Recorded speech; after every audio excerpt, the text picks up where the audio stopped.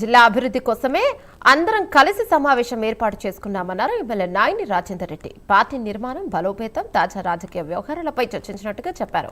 గతంలో అభిప్రాయ భేదాలు మాత్రమే ఉన్నాయని, గట్టు పాలు పంచాయతీ లేవన్నారు.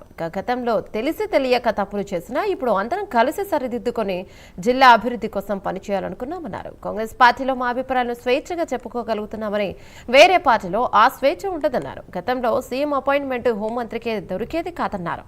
కాంగ్రెస్ అధిష్టానం ఆదేశిస్తే ఎంతటి వ్యక్తులైనా శిరస వహించాల్సిందే అంటున్న ఎమ్మెల్యే నాయని రాజేందర్ రెడ్డితో మా ప్రతినిధి Tirupati face to face.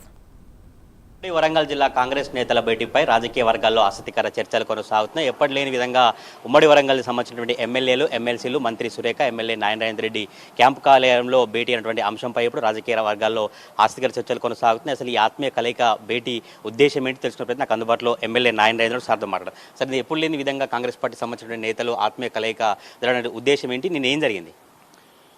Congress party వాళ్ళమే కదా అందరం కలిసింది, బయట టీఆర్ఎస్ బీజేపీ కూడా కలవలే కదా, మేమే కదా. మాకు ఏమన్నా ఆత్మీయ కలయిక అంటే ఒకటి జిల్లా అభివృద్ధి కోసం అందరం కలిసి సమావేశం ఏర్పాటు చేసుకోవడం జరిగింది.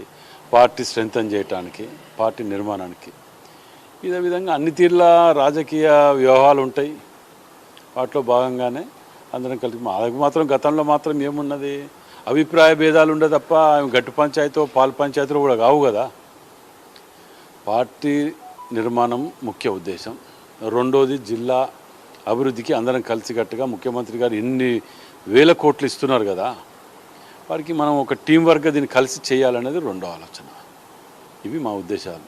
అధిష్టానం ఆదేశంతోనే మీటింగ్ జరిగిందా, లేదంటే మీ మధ్యలో మీతోనే మీటింగ్ జరిగిందంటే ఏం చెప్తారు? అధిష్టానం ఆదేశాలు ఏమి ఇవ్వలేదు మాకు అందరం కలిసికట్టుగా అనుకొని నాకు ఆలోచన వచ్చింది, దీనికి ఇట్లా చెయ్యాలి, ఇట్లా చేస్తే బాగుంటుంది అనే ఆలోచనతో నేను అందరు అభిప్రాయాలు ఫోన్లు చేసి సేకరించి మాట్లాడిన తర్వాతనే నిర్ణయం తీసుకొని ఇక్కడ ఏర్పాటు చేయడం జరిగింది. అది ఇదే వేదిక మంత్రి సురేఖ వ్యతిరేకంగా ఎమ్మెల్యేలు భేటీ అయ్యారు. మళ్ళీ ఇప్పుడు నిన్న మంత్రి సురేఖతో మీరు భేటీ నిర్వహించారు. ఏం చెప్తారు? రాజకీయంగా ఎట్లాంటి అంశాలు తెర మీదకి వచ్చాయి? అప్పుడు వ్యతిరేకంగా అనేది కాదు, అభిప్రాయ భేదాలు.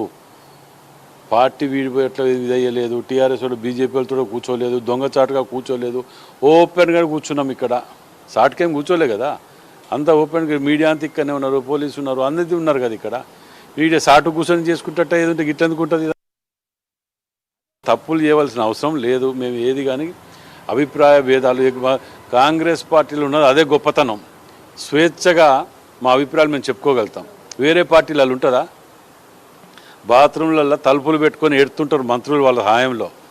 ముఖ్యమంత్రికి దగ్గర అపాయింట్మెంట్ హోమ్ మినిస్టర్కి దొరకలే, మీ టీవీలలోనే చూపించింది కదా. వాళ్ళ దగ్గర ఇక్కడ చెప్పుకుంటట్టు ఉంటుందా వాళ్ళ దగ్గర? మా దగ్గర స్వేచ్ఛ, అభిప్రాయాలు వ్యక్తపరిచే విధంగా అన్నీ ఉంటాయి కాబట్టి మా దగ్గర. వాటికి ఓ మారు పేరు ఏంటిదంటే ఓ పంచాయతీ అనాది అనేది అట్లాంటిది ఏముండదు. అభిప్రాయం వచ్చినప్పుడు చెప్తుంటాం. ఇప్పుడు వరంగల్ జిల్లా కాంగ్రెస్లో విభేదాలు లేనట్టేనా? ఎమ్మెల్యే నాయని రాజేందర్ రెడ్డి, సురేఖ మధ్య ఎటువంటి ఆధిపత్య పోరుగా వచ్చినటువంటి అంశాలు ఏం లేవా? ఆధిపత్యం అనేది ఉండదు ఇంట్లో. పార్టీ ఏది ఆదేశిస్తే దానికి శిరస వహించవలసిందే, ఎంతటి వారైనా. పార్టీ తర్వాతనే వ్యక్తులు. విన్నారా? అందులో ఆధిపత్యాలు ఇది ఎవరి కోసం ఆధిపత్యం? ఎవరి కాన్స్టిట్యున్సీలో వాళ్ళు ఉండి ఎవరి కాన్స్టిట్యున్సీలో వాళ్ళు పనులు చేసుకుంటూ ఆ జిల్లా అభివృద్ధి గురించి, కాన్స్టిట్యున్సీ అభివృద్ధి గురించి ఇది చేసి అభిప్రాయం ఇవి రావు కదా. అట్లాంటిది ఏముండదు అందులో. మీరే గతంలో సురేఖపై విమర్శలు చేశారు కదా, పశ్చిమ నియోజకవర్గంలో ఇన్వాల్వ్ అవుతున్నారు, అందుకోసమనే ఈ కార్యక్రమాలు చెప్తున్నారు. ఇప్పుడు ఏం చెప్తారు? నేను ఆ భద్రకాళి అమ్మవారి టెంపుల్లో ఆ రోజు చెప్పినా, ఎప్పటికీ చెప్తున్నా, ఎవరి కాన్స్టిట్యున్సీ ఇప్పుడు కూడా చెప్పినా, ఎవరి కాన్స్టిట్యున్సీ పరిధిలో వాళ్ళు పని చేసుకుంటే ఇట్లాంటి అభిప్రాయ భేదాలు రావు. ఎవరి కాన్స్టిట్యున్సీలో వాళ్ళు కూర్చొని చేసుకోవాలి. గతంలో తెలిసి తెలియక కొన్ని తప్పులు జరిగినా, ఏది జరిగినా అందరూ సరిదిద్దుకొని పార్టీని అడుగుజాడలో నడచడానికి ముందుకు పోవాలని ఆలోచనతో ఇది ఏర్పాటు చేసిన నేను. గతంలో అవును, అప్పుడు భద్రకాళి అమ్మవారి టెంపుల్లో కొన్ని చిన్న ఇది జరిగినాయి, వాటిల్లో అది మంచిది కాదు అని చెప్పిన తర్వాత సరిదిద్దుకున్నారు, ఎవరి వాళ్ళని చేసుకున్నాం. ఇప్పుడు అన్ని కలిపి పని చేసుకోవాలనుకుంటాను, తప్పేం లేదు కదా అందులో. ఈ సాంప్రదాయం జీడబ్ల్యూఎంసీ ఎన్నికల వరకే ఉంటుందా, లేదా తరచుగా ఇట్లానే సాంప్రదాయం కొనసాగుతుందా? రేపటికి రూపు ఉన్నదా? రేపటికి రూపు ఉంటుందా? జీడబ్ల్యూసీ ఎన్నికల వరకు దానికి అన్ని విధాల అందరూ సహకరించి కలిసికట్టుగా ఇదే విధంగా పోతే జీవితకాలం ఉంటుంది. విన్నారా? అని ఎటువంటి అనుమానం లేదు. ఎమ్మెల్యేలు, ఎమ్మెల్సీల, మంత్రుల వారసుల కోసం మాత్రమే మీటింగ్ ఏర్పాటు చేశారు. జీడబ్ల్యూఎంసీ ఎన్నికల్లో వారసులను తెర మీదకి తీసుకురాబోతే ఒక రాజకీయ చర్చ కొనసాగుతుంది. ఏం చెప్తారు? రాజకీయ వారసుల కోసం చేసుకున్నట్టే ఎవరి డిమాండ్ వాళ్ళు పెట్టుకుంటారు తప్ప అందరు కలిసి ఒక దగ్గర కూర్చుంటారా? ఇచ్చేదైతే ఒక్కరికే కదా టికెట్ ఇచ్చేది ఒక్కరికే కదా, మరి అందరు ఎందుకు కూర్చుంటారు?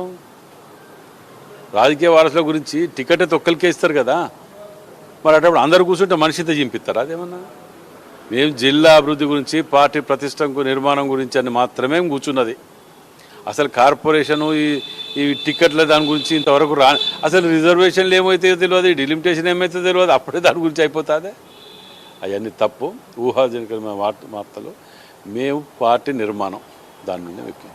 సో ఇది వరంగల్ పశ్చిమ ఎమ్మెల్యే నారాయణ రెడ్డి అభిప్రాయం. అయితే పార్టీ బలోపేతం కోసం, పార్టీ నిర్మాణం కోసం మాత్రమే ఉమ్మడి వరంగల్ జిల్లాకు సంబంధించిన ఎమ్మెల్యేలు, మంత్రి సురేఖ భేటీ కొనసాగించాం. ఇక ముందు కూడా ఇలాంటి భేటీయే కొనసాగుతుంది. ఉమ్మడి వరంగల్ జిల్లాలో ఎప్పుడు కూడా విభేదాలు కేవలం అభిప్రాయాలు మాత్రమే ఉంటే అభిప్రాయాలను పంచుకునే విధంగా ఒక మీటింగ్లు ఏర్పాటు చేశాం.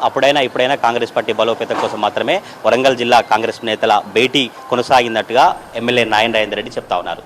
వీడియో జర్నలిస్ట్ పవన్తో తిరుపతి ప్రైమ్ 9 వరంగల్ నుంచి.